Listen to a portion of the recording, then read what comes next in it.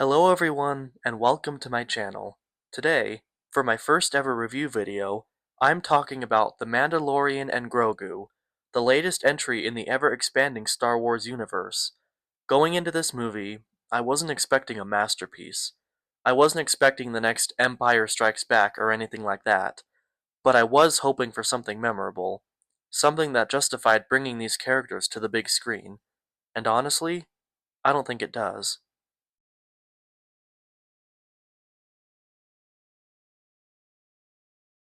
Overall, this movie isn't terrible, but it's also not great. It's just pretty average.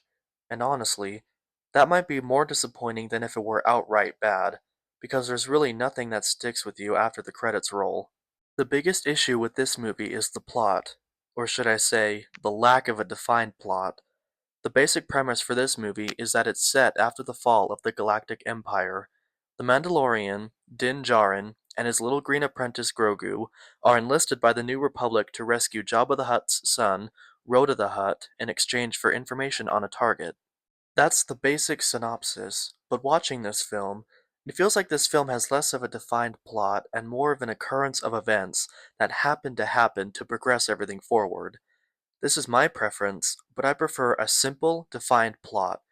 Even during the movie, I was confused if the main plot was the main plot or a side quest leading up to the main plot, but it all just happened. Nearly 2.5 hours later, I was still confused as to what the main point was, or if there was something else. It never really feels like the story was building toward anything meaningful. Instead, it just feels like a collection of events that just kind of happen because the movie needs something to happen next. One scene leads into another, characters move from location to location, action scenes happen, but there's never a strong sense of momentum or purpose tying everything together. And because of that, the movie ends up feeling weirdly empty. It's not poorly written, and it's not confusing. It's just pretty directionless. As for the performances, they're fine. Nobody's bad in this movie.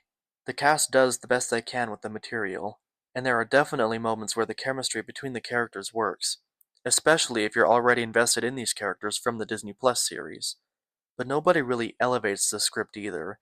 Pedro Pascal basically does the exact same thing he's done for years as Din Djarin now, but his character has no major arc. He just does what he's always done with nothing new learned or taken away. It also wouldn't surprise me if he didn't even do most of the scenes where his character's helmet is on, especially the fight scenes. He probably just did the 10% where the helmet is off. The performance that I was the most mixed on was Johnny Coyne's performance as Janu, the film's secondary villain. Coyne is a talented actor, and he does what he can with the material, but his character isn't very villainy. When Star Wars villains come to mind, you typically think of Palpatine and Darth Vader and Darth Maul, but with Janu, he's just another bad guy that isn't very intimidating or scary. He's there because the plot needs a secondary villain that isn't the film's biggest bad. There is another minor villain in the beginning of the film, Commander Barrow, who is played by Hemke Madira. No offense to this actor, especially because he was cast in the film by the incredible casting director Sarah Haley Finn. I didn't believe the character of Commander Barrow. I just saw Hemke Madira playing Commander Barrow. With a couple moments of him trying to be an intimidating villain, I cringed a little at his line deliveries. But oh well. The issue that plagued him was this. I didn't see the character, I saw the actor playing the character. And I know you might go, well duh Ty, it's a movie. And while I know that, some actors are less believable in their roles than others. When I pay an arm and a leg to go see a movie, I want to be so invested in the movie that I forget I'm watching actors play characters. I want to believe them. Weaver has given incredible performances in a multitude of genres, from the gritty Aliens to the comedic Galaxy Quest, from The Ice Storm to Gorillas in the Mist, Working Girl, You Again, Ghostbusters, Avatar, etc. I was expecting something big, or at least memorable in her role. Maybe I set my expectations too high, but ultimately, I probably would have been let down a little bit regardless. She also said that she mainly took this role because of Grogu, the character that went viral half a decade ago, but I can't really criticize the reason why she got involved, because come on, she's been in the film industry since Jimmy Carter was president, and she's definitely earned the right to choose any role she wants. and her reasons are hers to decide. Same goes with legendary director Martin Scorsese, who plays a four-armed food cart vendor, but que sera sera. Getting back to the point, the performances overall were nice, but nothing remarkable. There weren't any standout emotional moments or performances that made me think, wow, that was incredible. And overall, I'm kinda tired of every Star Wars villain being some black market crime boss. I might not be the only one who feels that. It's just getting old at this point. As for the dialogue, it's pretty serviceable. There's a few decent exchanges here and there, but nothing especially memorable. No lines that are going to become iconic Star Wars quotes or anything like that. I will say that the scenes with dialogue didn't drag. They got to the point without major exposition dumping. It's good to not dump huge talking scenes onto audiences, especially in a film where the audience automatically expects lots of laser blasting, fight choreography, and explosions. But it made the film as a whole feel empty and rehearsed, like the characters knew everything they were going to say before another character even came on screen. The humor also sometimes landed flat. I bet the executives were expecting people to be rolling in the aisles, choking on their overpriced popcorn at little Grogu's antics. And some of them actually got a chuckle out of me, but most of them just missed their mark. It felt like the humor was forced at some points. The point of comedy isn't to cater to the audience and go, okay, that was funny, now laugh. The point is to get a chuckle when something in the world of the film comes off as funny. And the pacing? It's pretty brisk and goes from one scene to the next, but this film is also 2 hours and 12 minutes, so the first act actually moves along quite well, but the second act is where the film starts to slow down and drag. There's a scene on a forest planet, shocker, a forest planet in Star Wars, that even I was like, okay, let's move on. I do like when scenes are longer to let things develop naturally, but with this film, I was getting more and more bored as the scenes just went on and on. Again, a scene going on naturally for a little bit is great, but in a space adventure film like Star Wars, you're not really wanting long and drawn out scenes. You're wanting shooting and stuff blowing up. But thankfully, the third act picked right up and delivered a pretty satisfying conclusion.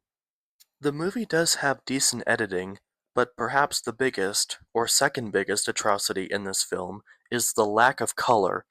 It's Star Wars for crying out loud. Use color. It's faraway planets with foreign technologies and interesting cultures. Don't tell me they didn't have color. But the film overall is just so ugly to look at because it's so washed out. A couple scenes used color here and there, but the movie as a whole feels so bland and boring to watch visually. It applies the same filter almost every movie uses now to add realism. Disney, I don't know why you're trying to inject Earth-like realism into movies and TV shows set a long time ago in a galaxy far, far away. Project Hail Mary, another film this year set in space, used color a lot more boldly than this film, and it paid off. There are some shots in this film that genuinely look stunning, but I can't say that for every scene when I see this. Now, with all of that said, I do want to give credit where credit is due. The best part of the movie is easily the score. As if we didn't know this already, Ludwig Göransson is a master at his craft. This three-time Oscar winner has scored films like Creed, Black Panther, Oppenheimer, and Sinners. He knows what he's doing, and his work in this film is no different. If the movie didn't have such a strong score, I think it would feel even flatter than it already does. Ludwig absolutely understood the assignment. The score features more synth sounds than a typical Star Wars project. That isn't inherently bad. It sounded pretty cool, especially in Cinemark XD, but at the same time, it made the film less of a Star Wars film and more of a generic sci-fi film. I'm probably just used to John Williams' unique score. When you think of music in Star Wars, you typically think of sweeping orchestral scores, dramatic choirs, horns, and strings. But the synth sounds in this film usually dominated the score and made the project more of an outlier in the Star Wars franchise when it comes to music, and more of a basic science fiction space adventure film score. All in all, the bigger question is this: does this movie actually add anything meaningful to Star Wars? And for me, the answer is not really. This doesn't feel like a turning point for the franchise. It doesn't expand the universe in an interesting way. It doesn't reinvent these characters or send them on arc expanding adventures.